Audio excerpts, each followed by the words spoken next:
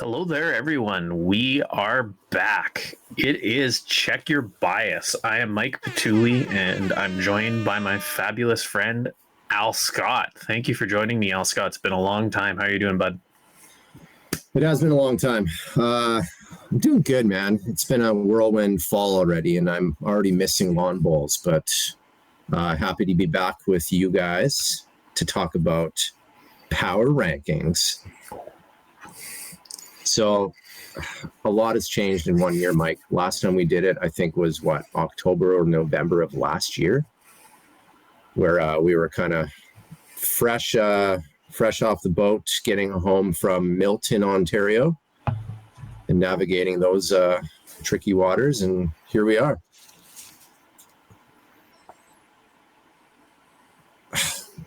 I got to say something before we get into power rankings, though.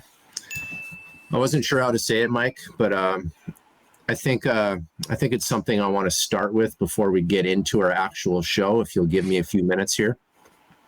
But I just want to, first of all, give you guys a colossal shout out, because as a player at the Canadian Bowler this year, I am rocking that gear, so I was actually there. The general vibes, the high-end competition, the immaculate greens, it made for a truly fantastic event. So, and I only entered the pairs for like 2 days.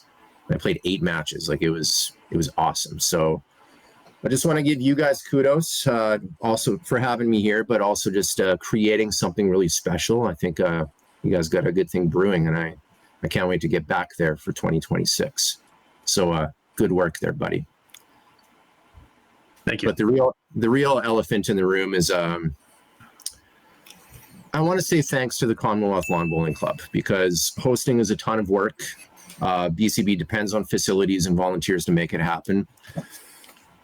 But I think it's time to start having some tough conversations with the Canadian Championships. In 2024, Mike, a committee decided to alter the future of these championships. It was geared towards quick, fast-paced matches, tense, clutch tiebreakers, streaming format that would be enticing for our viewers. And in 2025, a bunch of provinces broke away from that. It was too top-heavy for certain provinces, too logistically challenging for others. So an interim format was introduced. Outside of singles, we played 12-end games. Some provincial events played out every discipline like the days of old. And on paper, I didn't mind this, even though 2-bowl triples is maniacal, by the way, as you endured with me. But when the event started, I found out quickly that there's no quick answer to solving these Canadian Championships right now. The streaming wasn't good, man. I heard feedback. I compared it to what happened at the Atlantic Championships, the International in Windsor. It was not comparable.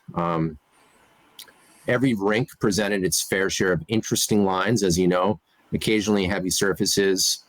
Some of the hands, particularly on end rinks, were pretty unplayable too. And I don't place any blame on the Commonwealth. They did what they could.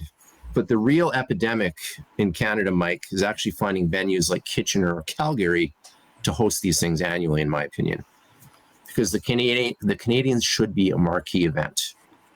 Kitchener was brilliant, but let's be honest here. Milton, it's a club rink. It's kind of like Newtana or Mayfair back in Saskatoon. And that's no offense there, but that's what it's designed to be. But there is a direct challenge to Bowls Canada. You need to prioritize high-quality green space. I know it's not easy, but I do believe that should be the top priority for a high-end competition. I watched a national squad player deliver a bowl on a standard line, and it drifted out of bounds in like an important match late in the game. It actually blew my brain apart that was determining a playoff game, essentially. 12 ends? I play 12 ends at a social jitney. I don't need to determine my livelihood representing Saskatchewan just to play 90-minute jitney. Athletes like to grind their way to a gold medal, in my opinion, and it makes it so much better knowing that you played everyone to get there to the end as well. Time is also of the essence, Mike.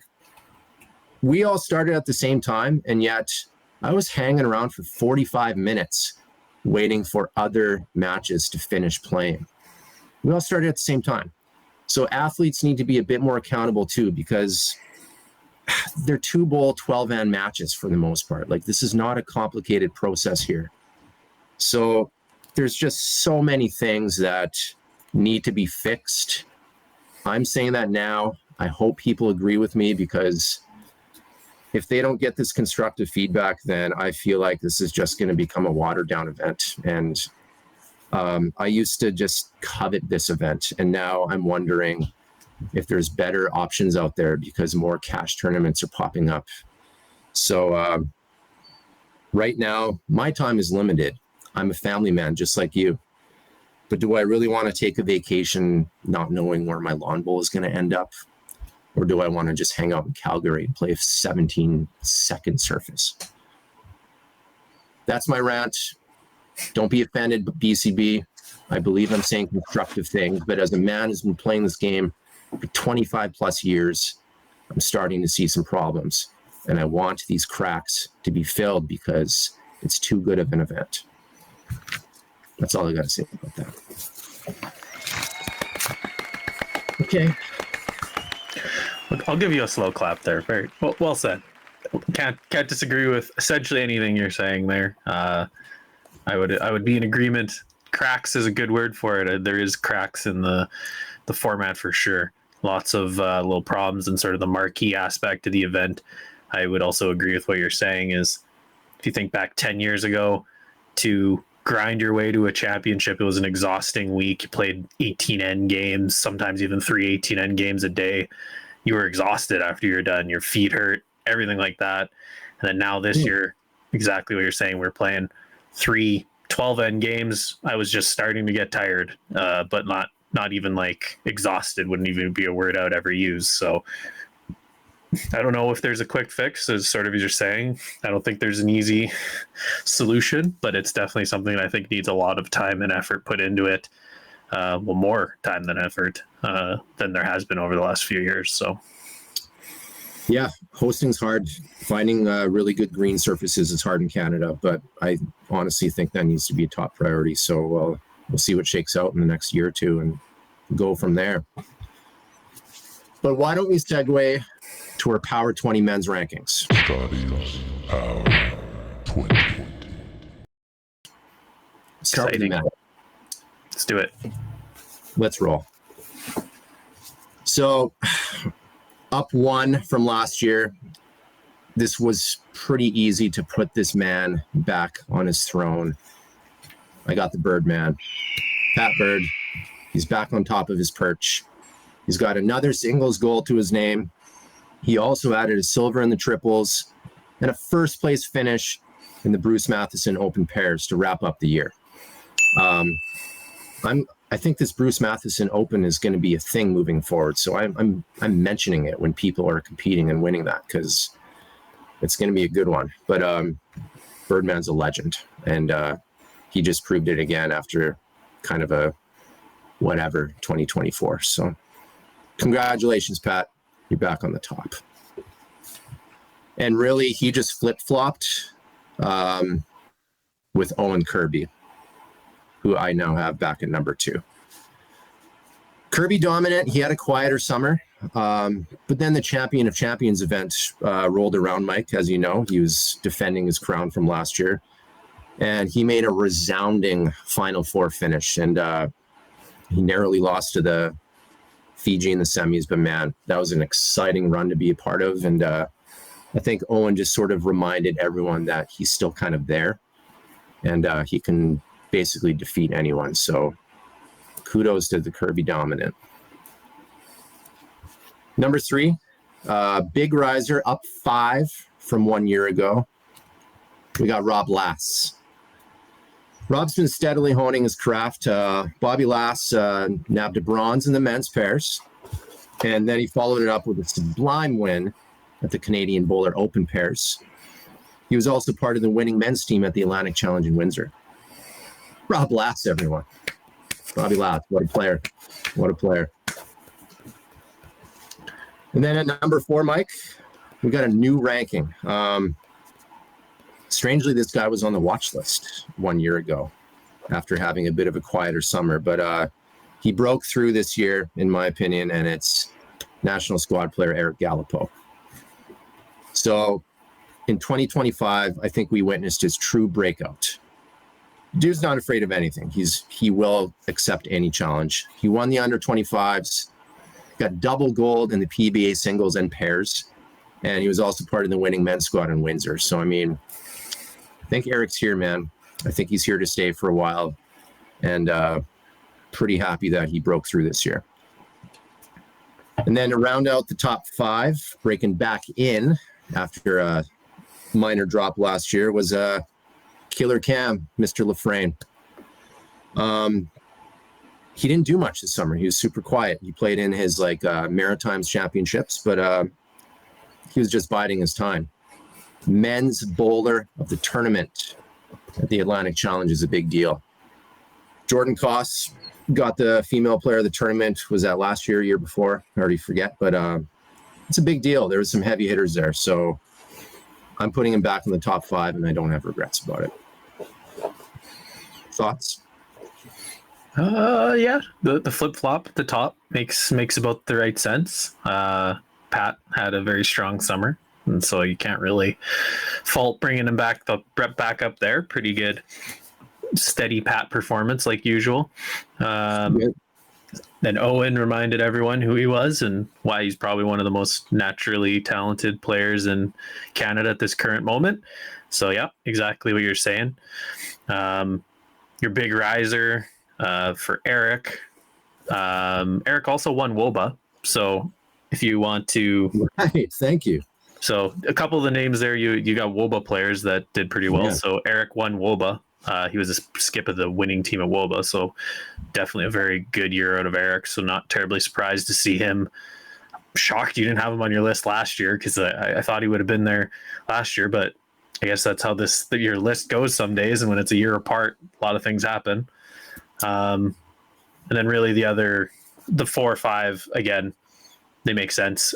Cam specifically, I'd say he was also at WOBA and got 3rd place. So again, he did do some stuff before the AIC, but once again, sort of him and Owen would be the 2 that sort of just made people remember who they were and why they've been on your list before. So good selections. Yeah, and again, these are subjective rankings. These are my own personal opinions. People value certain events higher than others, but this is why we do it. This is why we have these conversations and debates, because these rankings are not based off of points. That's clearly above my pay grade here. So this is designed to spark, like the Betker pairs with Killer Cam as well. Like, I could mention a million other events. I probably won't, but whatever. Yeah, I guess if there was like an official bowler of the week at WOBA, he probably would have been that guy, because the Betker ain't affiliated with it, but won the Betker the day before and then got 3rd place at WOBA. So yeah, put some respect on those names. What a player. What a player. We got number 6 coming up. I'm going to go 6 to 10 now, Mike. Down a couple. I still got Gregory Wilson in the 6th spot. 2025 had its peaks and valleys for Gregor. He got back-to-back bronzes at the Canadians, but then he had an upset loss at the Canadian Bowler Pairs. But then he was part of the winning men's squad at the Atlantic Challenge. So, I mean, most would be thrilled with these opportunities, but Greg was always kind of looking for more. He doesn't need any more bronzes. He wants that gold or bust. That's kind of where he's at now. So more will come for Greg, because he's that kind of fighter. So I expect him to be kicking around this top 10 for quite a while still. Another game buster breaking his way to the top 10, up 5 from last year. The older hoser, Cody Olthoff. I thought he had one of the most commanding performances of the entire week at Nationals. The dude just seemed like he was on a mission. You remember that bomb he played against Manitoba to reach the finals? Yeah, that was insanity. And you could kind of just feel with McNorton and Masterson in tow, like Pat and Roy Riggy and Charlie, they had to bowl the game of their life to knock these boys off, and they didn't quite do it. So congratulations to Cody winning his first ever gold medal. You could tell it was a big moment for him. And then at number 8, hanging around the top 10 is Juan McDonald. He was also kind of quietly working away on his own game. Juan had a bit of a breakout this year. Bronze in the men's fours, followed up by a stellar Canadian bowler pairs title by the Desperados. And he's firmly a part of the Alberta oily machine. They're all just like nodding donkeys in the oil patches, just getting all greased up, ready for the next challenge. What a unit. And then this next one's exciting. Number 9, we got a new ranking. Another new ranking, player from Ontario, Jake Masterson, number 9. He was also on my 2024 players to watch. And Jake had his moments this summer. After losing a tough under 25 final to Eric Gallipo, he stormed back to win his first and second Canadian Championship gold within a week in the fours and triples. So he's fully on the scene now, Michael. He's only going to keep getting better. He is one of the most promising players in the country, in my opinion, and I'm excited for him to sort of challenge the rest of these squad players and make his mark in the coming year or two here. So we'll see what happens. And then to round out my top 10, we have another new ranking, never before on this list. Ryan Ringo Craig out of Quebec. Some of his last words that you heard at the national championships was him screaming, "Come on, Marco! Hurry, Marco!" Because Marco helped this man win his first ever Canadian championship. Men's pairs gold. He is the feisty Irishman. He's donning the Quebec colors. He also lost a close tiebreaker to Patty Bird in the singles finals too. So he was one of many players who could have made a case as player of the tournament on the men's side at nationals, and he has firmly put Quebec back on the map. And that's a pretty thing to see. Top 10. Very cool. I love the new rankings. Definitely some very surprising or people that rose like phoenixes per se. Cody, definitely. I enjoy where you placed Cody there. Cody was a force in the triples there. Both games, or the game I guess that we played them, he multiple times saved them big time, and then a couple of the games I watched, big key shots, he always came through when he had to. So he's been that guy for a long time. So finally to get his first kick at nationals and then to obviously really do well is a great thing for him. So congrats, Cody. Well deserved for where he is there on the list. Juan is also a nice placing there. Canadian Bowler Open Pairs. He also was selected to go to Hong Kong Classic with Pat Bird coming up about a month from now. So he's very, very solid bowler there. Juan is a very solid player, exactly what you're saying, sort of the Alberta donkeys, I believe it is the term you use. So just nodding his head, ready to go, getting greased up. So I get it. I love it. It's good. See if Daryl can get us some nice graphics for when he edits the video up. Nodding donkeys. My friend actually named his band after. It's like all those oily things that just kind of go in and out of the ground. An oil derrick, yeah. That's Team Alberta right now. Yeah, it's true. Just year after year, it seems to be that way. I agree. Then if we go down the list, Jake jumping into your list makes 1,000,000%. Or do we call him Ricky Lau? I'm not sure. But terrific sub there for the fours. Jumps in because of the Air Canada strike and happens to get 2 gold medals in the span of a week. So huge year for him. I think kind of as you said, he's very promising. He takes the game pretty seriously. So I think we're going to keep seeing his name around for years to come. Beyond that one, obviously Ringo as well. Huge emergence from him. I'd heard he was a pretty solid player when he came to Canada a couple of years ago.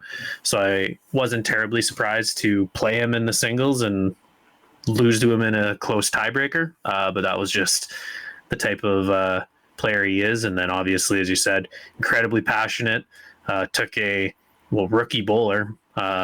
Marco is a rookie bowler, and they ended up winning the pairs. So huge result from them, putting Quebec back on the map. I'm excited to see what happens with them down the road, because we had Quebec out of the fold pretty much for a couple of years there, and really feels like they're back into it now. And maybe we'll start seeing some competitive teams out of Quebec again for events other than pairs and singles. David James Smith, come back, please. Thanks. Yeah, you're right. It's really refreshing to see them come out of the woodwork. So I think they're going to be a staple in Quebec probably for the next 5+ years now, because who else is coming right now? Anyway, let's zip through to the back half of the bracket. Number 11, up a couple from last year. I'm just a big fan of this guy, Nathan Finley. Nate Dogg added to his early career assault by snagging another medal in the force.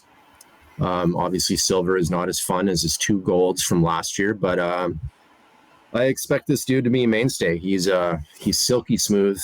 He's got that like classic English delivery. You can tell he was kind of playing on a lot of fast stuff back home too. So Finley's a player, and I imagine they're probably scouting him out because he's close to the Alberta thing. Number 12, new ranking again. This guy's kind of been off and on the list over the last few years, but David Llewellyn is back. I admire this dude's draw game. I think it's some of the best stuff in the business right now as far as Canadian natural draw bowlers go. He's so steady.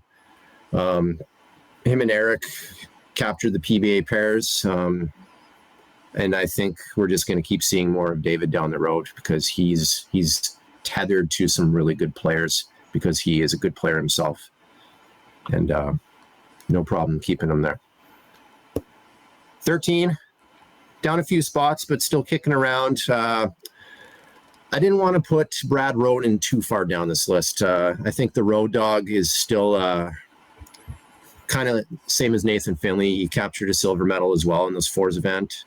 He was also a double gold winner last year. So, I mean, you got to put some respect to these dudes' names. They're there to play, and they got a good team built around them. So I think they're going to be one of the tougher outs as long as they keep playing together at nationals moving forward. Number 14, new ranking, again, from Ontario. All these new Ontarians making their way onto this list is Dave Defoe. He might be one of the more overlooked players in Canada. And like, the dude's sort of always just kind of hanging out in the medal hunt. Part of the gold medal winning team in the force. So like, right? Yeah, I'm not tripping on that. No, you're good. I have notes, and then I like suddenly was wondering if that was the thing. But yeah, Dave Defoe. Okay, thank you. Had a panic attack for a second. And then to wrap up top 15, another new ranker, Rick Leonze. I think that's how you say his last name for sure. He's fairly new to the game compared to his peers. But, I mean, the dude's already rubbing shoulders with some of the top Canadian players in Ontario. And his absolute statement this year came at your tournament, where he was crowned the Blue Ribbon Open Singles champion, taking out the renegade David Anderson in the finals. So, I mean, that's got to put Ricky on the map. That's too much respect there. He went through a gauntlet, and he was rocking that belt right behind you with so much pride pretty much the rest of the week. So good on Ricky. You want to comment or keep trucking to the end of the 20? I don't think I really have too in-depth comments. Pretty much, if we continue on with the names you're saying, there are people who did well in a lot of events this year. Ricky and Dave were on that WOBA winning team again. So if we're talking about it, Dave Defoe was on the second place WOBA team. So all these Ontario players, just kind of the usual suspects. They're guys that always hang around in those title pictures, top end of those tournaments that you see out in Ontario. So it really shows you the depth of players that there is in Ontario. And then sort of your other risers and fallers, they all make sense because they're guys who either had good years or maybe slightly down years with Finley and Roden. But again, I understand 3 medals over a span of 2 years. You can't really drop a person too terribly far down your list, specifically if it's 2 golds and a silver. There, that's pretty good result wise. Yeah, I agree. I mean, we're kind of seeing a trend on this list. There's mostly just Albertans and Ontarians. I keep saying Ontarios. They're taking over. They're taking over. I'm scared. But it is what it is. They put in the work and they have green space and players to kind of make that happen, which, I mean, you know what Saskatchewan's like. Yep. The grind is real. Okay, let's go to 16. Strangely, I placed this dude the exact same last November. He did not move an inch. But it's Mike McNorton. He was a pretty integral part of that men's triples team. I know everyone's kind of looking at the sheen of Cody and like the up and comer with Jake winning his double golds. But I mean, McNorton was pretty much there telling everyone that he's still here. Like, don't forget about me. I just won a gold medal with these dudes. And he's been on the national squad scene too. So respect to McNorton. Big respect. Number 17, new ranking. This one, it's not always results based. I'm just a big fan of this guy, and I have to put him here because I've seen him play twice. It's Ryan Pollard out of BC. You kind of just like watch a player and know that there's just some raw ability there that's going to be really tough to deal with if you have to play the guy. So I'm sure him and the Mats or Carey wanted better results in the pairs at the Nationals. But I mean, I think Pollard was on full display at the Canadian Bowler. He was in line to be player of the tournament until Bobby Lass stole that away. So, I mean, he was kicking around. Yeah, big charge to the pairs final, putting some respect on Pollard's name right there. Another new ranking.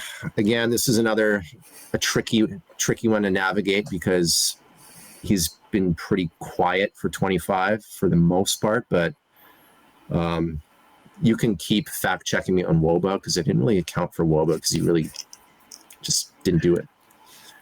Focused on other events, but keep fact checking me there because that helps. It was John Bazier. I could probably argue with several viewers about several other players being here because there's so much depth on the men's side right now, but I'm not going to do that. Bester still likes playing with the guy, and they're going to be playing together at the upcoming World Cup in Malaysia, so that's going to be super fun to watch. I expect them to make a dent, and if they do, Bazier probably crashes back through the top 10 with like a Final Four finish, so we'll see what happens, but big fan of his game. He's always kicking on the international scene. Another new ranking. I apologize to all French-speaking people. I'm a pathetic Central Canadian from Saskatchewan who will butcher this, so I'm so sorry. But it's Marco Villieu. Vaillant? Vaillant? Is it Vaillant? Yeah. Anyway. I didn't get to watch a lot of this dude's game.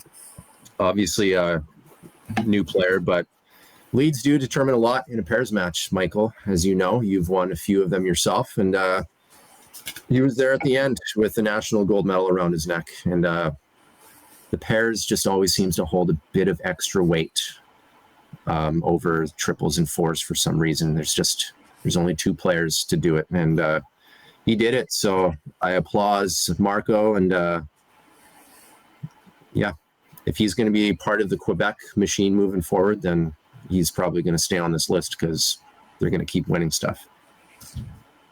And then to round out our top 20, another new ranking. Pretty excited about this one. The Sightman, John Sightman from Nova Scotia. I'm putting some respect to this man's name. He works hard, and obviously it was a little bit of a disappointing end to his national pairs quest. But man, the dude played great all week. It was the best I've ever seen him play. And he also knocked out national squad members Greg Wilson and Rob Lass twice. 2 times. Knocked him out. Got his silver. Sight man, you should be proud. Thoughts? I find it hilarious that Mike McNorton just did not move. He's just like, how he never ages a day year to year. He's a vampire. We'll just call him the vampire of the list. He's going to stick at 16 every single time you do it, I guess. He might. Cool, but that makes sense. Beyond that, like all your other placings, again, they all make sense sort of results wise. Like Ryan, exactly, I would agree with what you're stating there. Probably wanted better results at the Nationals, but almost won the Canadian Bowler and almost became player of the tournament there. So more than proved himself there. So if we keep looking the rest of them, Bazier, again, makes complete sense. He's national squad member, had a pretty quiet summer, so I would agree with that.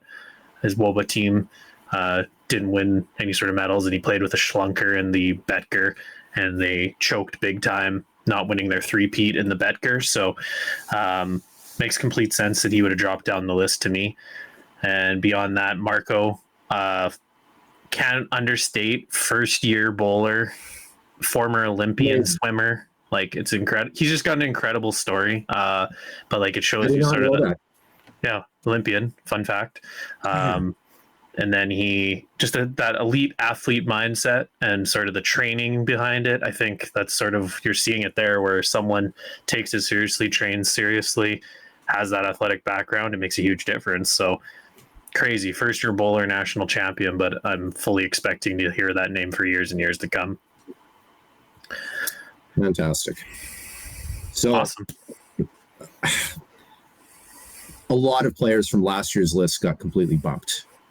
That's how much action happened this year with all of these top 20. So, I mean, players from last year's rankings included your brother, John Pituley, Everett Zwires, who's like top 3, I think, a year ago. And he didn't do much this summer. And things move fast, and you kind of just have to navigate that.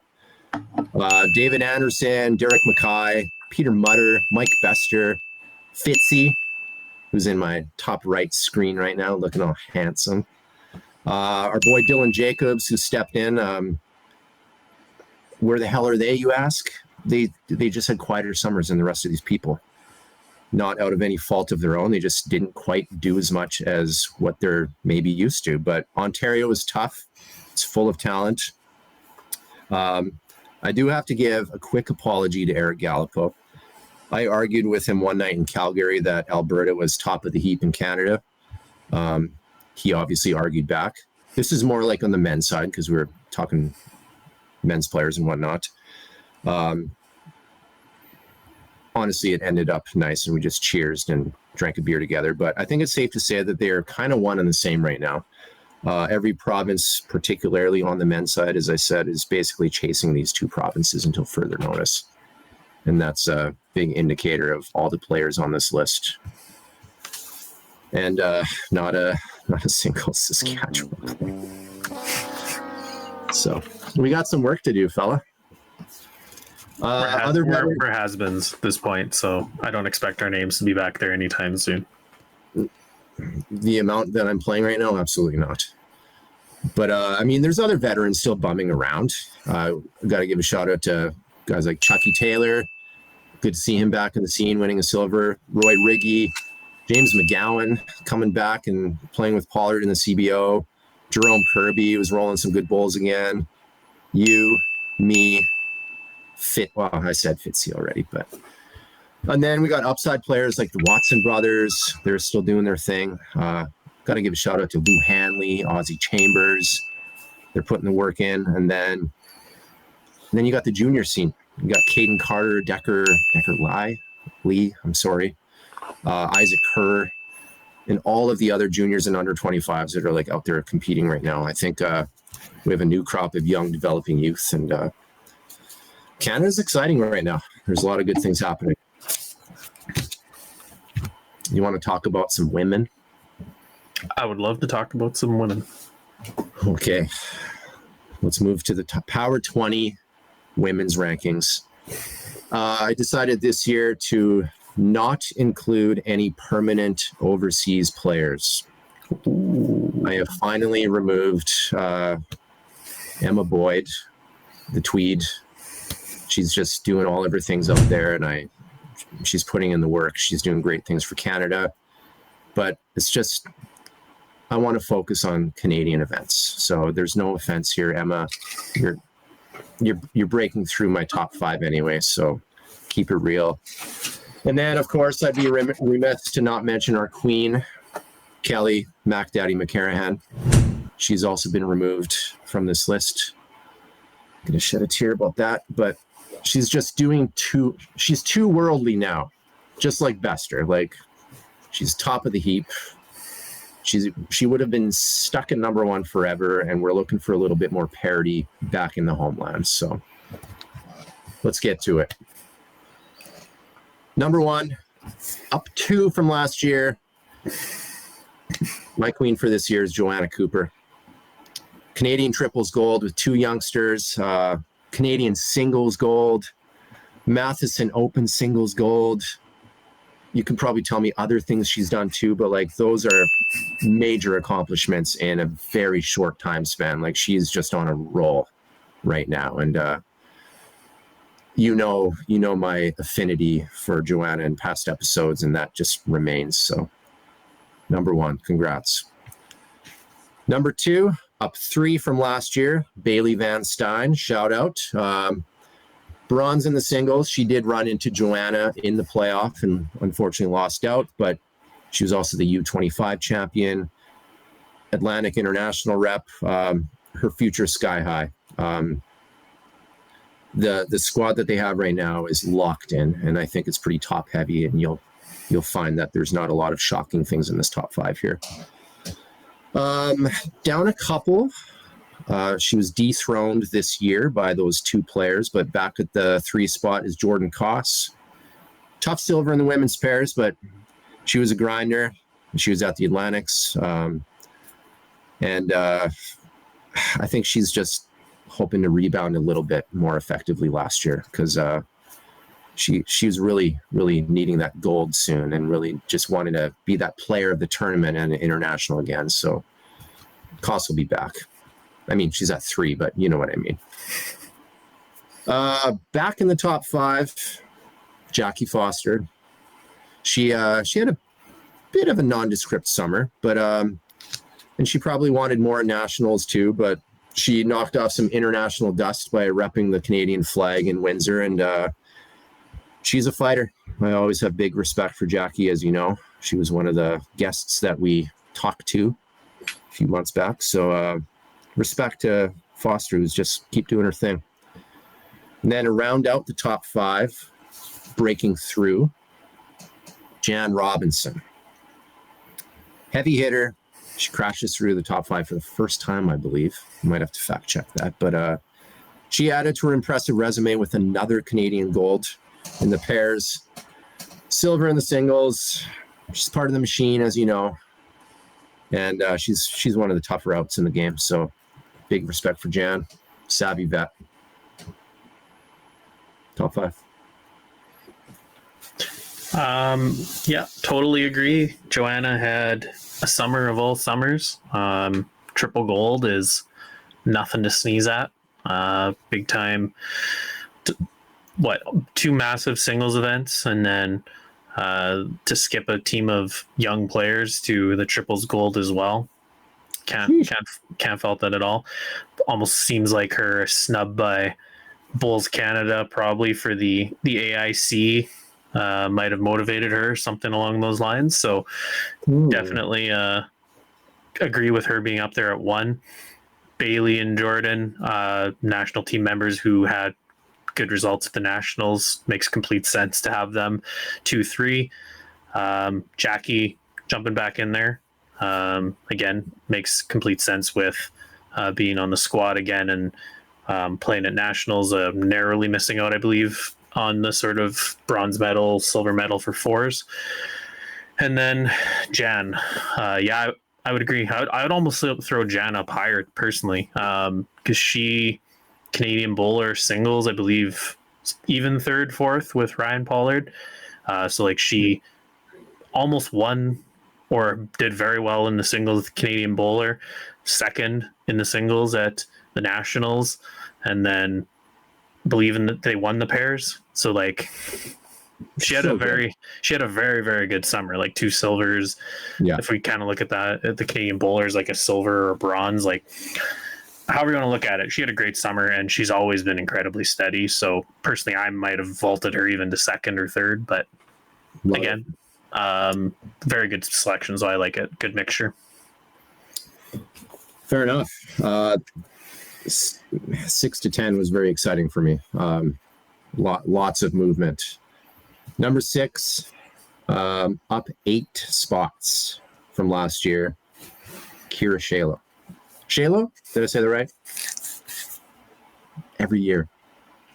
You don't know how to say it, or you're just kind of letting it be embarrassed? You're good. Anyway, Kira's a roller.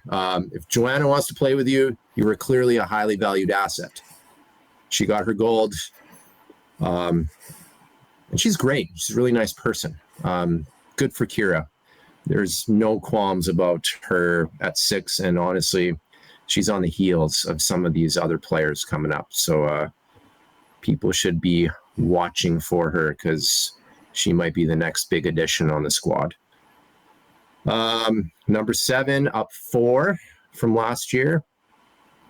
The unshakable savvy presence of Claire Day. This woman is just inevitable sometimes.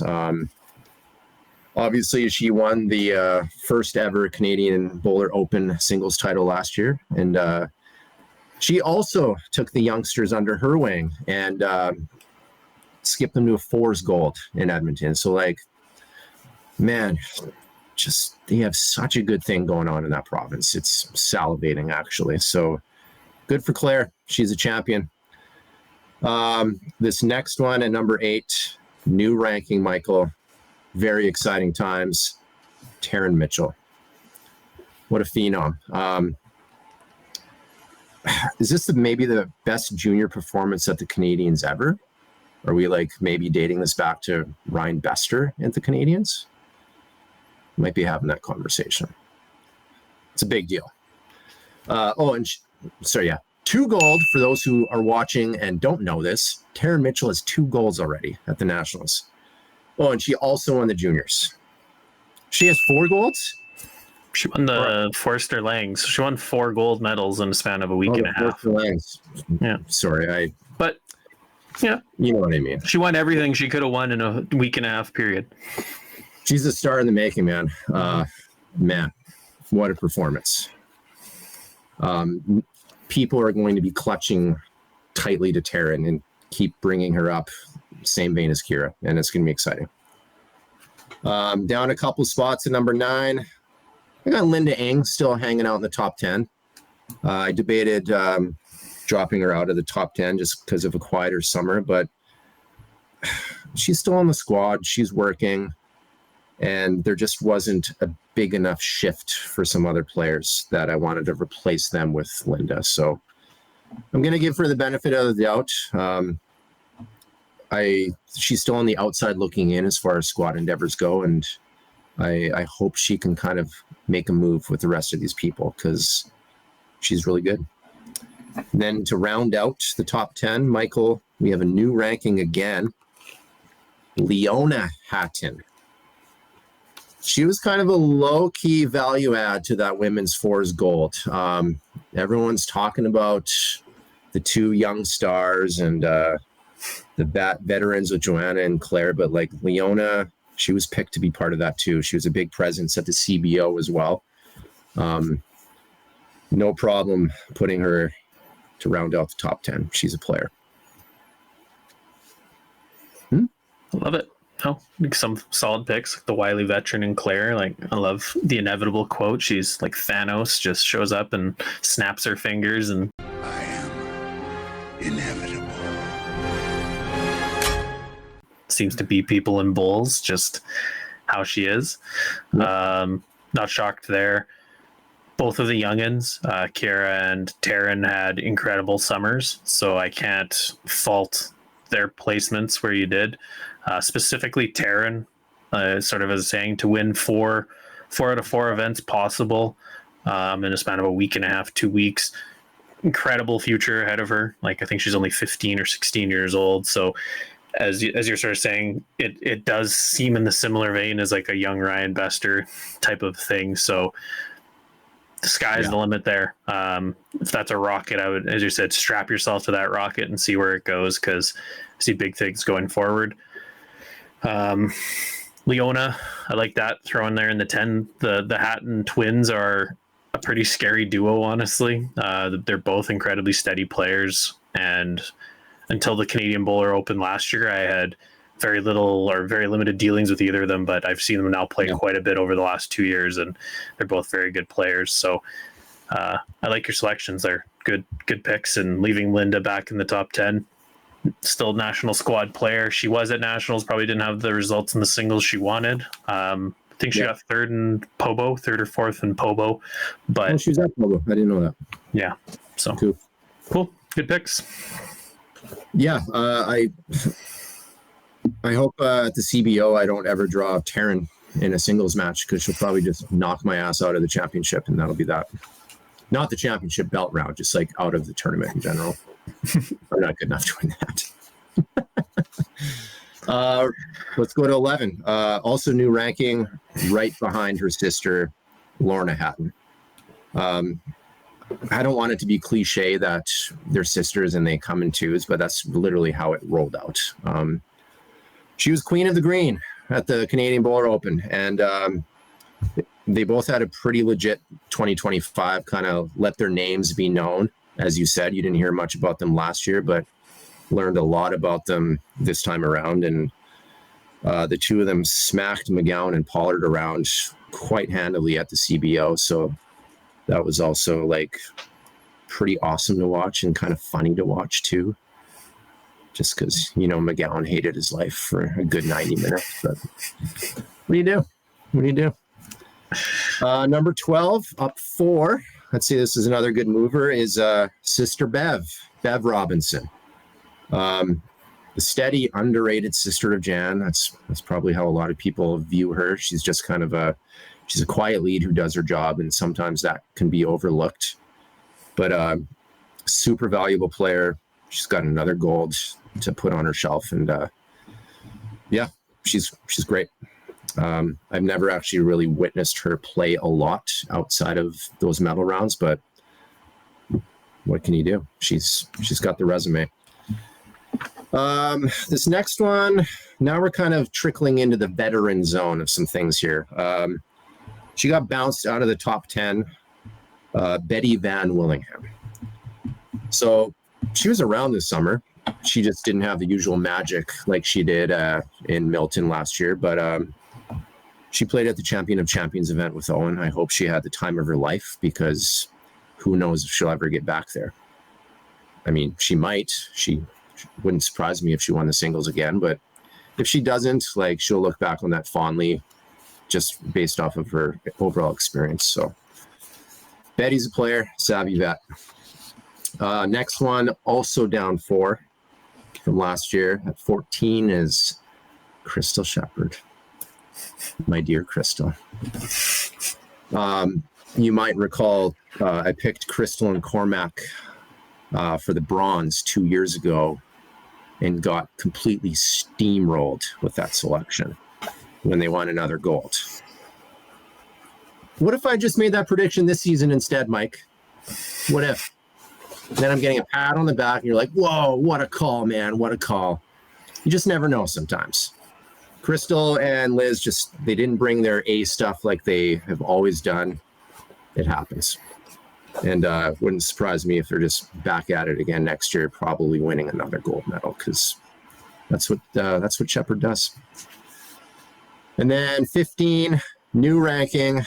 She's been all over the power rankings over the years, and she's back, baby. It's your mother, Harriet Pituley.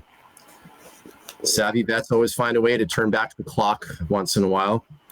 Harriet ran into 2 Alberta buzzsaws during her weekend nationals, but her veteran gals put on a great silver showing in both the 4s and triples, and Harriet was a big reason. She played a lot of bombs, even knocking out the Fosters and company with a final drive to like take them completely out and launch them to the gold medal games. So Harriet Pituley, nice to see her back. You want me to keep rolling, or you want some commentary on these ones? Yeah, I don't got anything I really need to interject. So if you want to keep rolling, keep rolling. Let's keep rolling. We're on a roll. 16 up 3 from last year. Heather Hanoski. She keeps rolling. She's playing well these last couple of years. She won another silver in the pairs with the Costinator. She's tethered to Jordan moving forward, in my opinion, unless something changes, but I just don't really see that shaking out in Saskatchewan. That can only mean good things. I really hope they can launch themselves past that Alberta machine or the Ontarian machine, whatever you want to say, because it'd be pretty special to see Heather win that gold after a couple of years of settling for silver. But she can play. She's a gamer. She works hard. And I hope people take notice of that. Down about 5 spots at 17 was Tammy Foster. She also had a quieter nationals experience. Force team got bounced out after a Harriet dagger, as I just said. But Tammy's come a long way over the years. She's got her gold medals already. She's a calm, confident presence in the back end, and you can bet those Foster sisters will be hungry next year after a frustrating performance. Number 18, new ranking. Lots of new rankings. I got to give respect to Pauline Wong. She kind of had a bit of an underrated season. It would have been nice to see her be a part of all of that Alberta parties happening in Edmonton, because she was repping Alberta as well, but she did enact a little bit of revenge at the CBO, as you guys know, marching her way to the Final Four in the pairs and defeating Greg Wilson and Nathan Finley in the process. Another new ranking, Mike, also a past Power 20 woman who sort of had a resurgent season again, is my auntie, Rachel Larson. Veterans just kind of know what to do sometimes, and Rachel is no exception to that. She was an important part of that Harriet squad, and I mean, you kind of forget they were the winning fours gold team in 2023, so there's some gas left in the tank. I don't know if they'll ever break through into the top 12, because they've been playing this game forever and there's a lot of big talent ahead of them, but respect. Always a tough out at Nats. And then finally, this 20 spot, I didn't know what to do with this final 20 spot, but new ranking, I'm going to put some respect on Katrina Carter's name. I think this woman is a gamer. 4th place finish in nationals in the fours, but she made a zillion competitive appearances this year, from the CBO to PBA shortly after. And she also took out Greg Wilson this year. I think I've said that 3 times with 3 different players, just taking out Greg.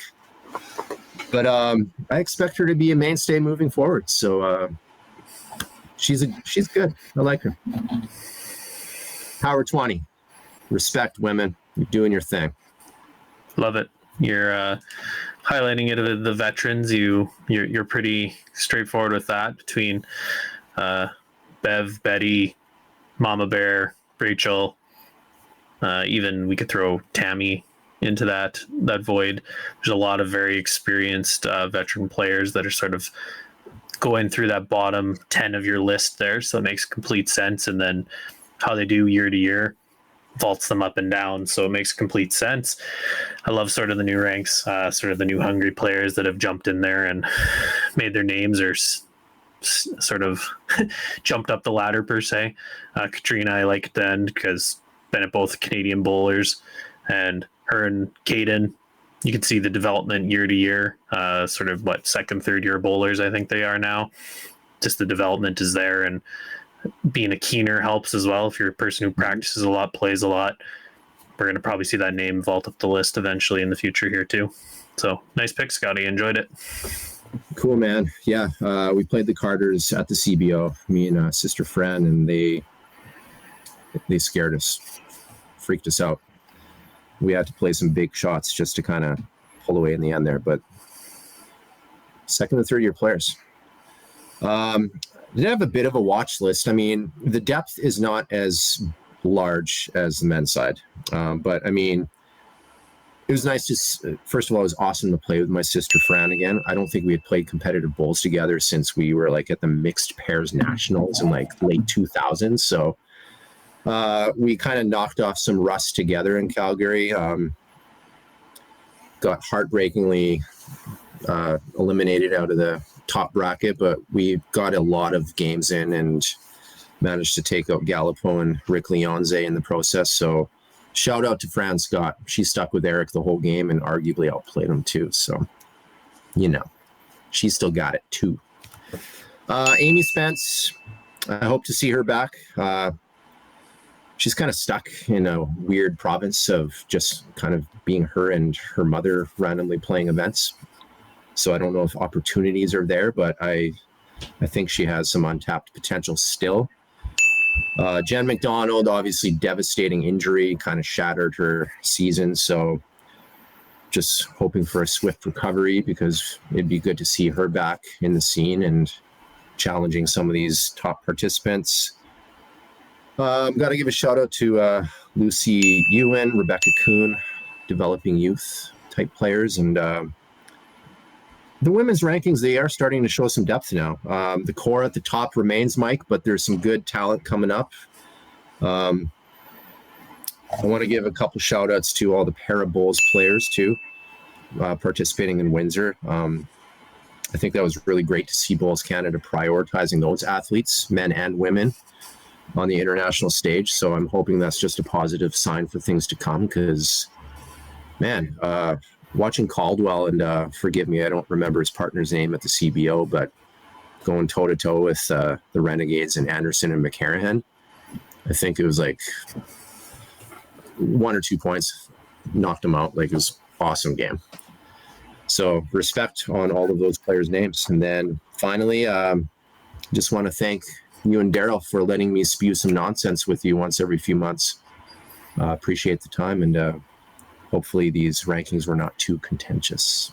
And if they are, then deal with it, bruh. Yeah, really, we're here. We always do the reminders. Hit the comment button. You don't like what Alex is saying, thought your name should have been there, thought someone else's name should have been there, please hit those comment buttons. We love dialogue.